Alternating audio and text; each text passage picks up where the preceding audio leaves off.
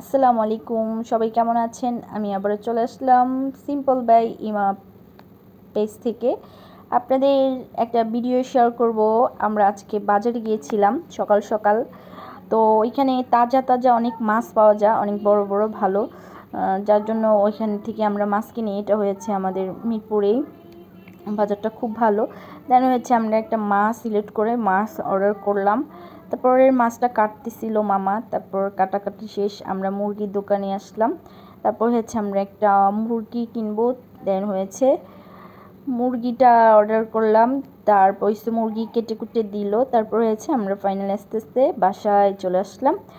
বাসায় চলে এসে ভিডিও করতেছি, ভিডিও করলাম কি কি আনা হয়েছে, যার জন্য আমার বোন দেখতেছে ঠিকঠাক আছে কিনা। তারপরে ও আবার সবজি নিছে, এই সবজিগুলো দেখতেছে। তো সবজি দেখতেছে, মূলত ভিডিও করতেছে, যার জন্য। তারপর হয়েছে আমরা এটা আসলে ফ্রিজিং করব, যার জন্য আর কি বাজার করা হয়েছে।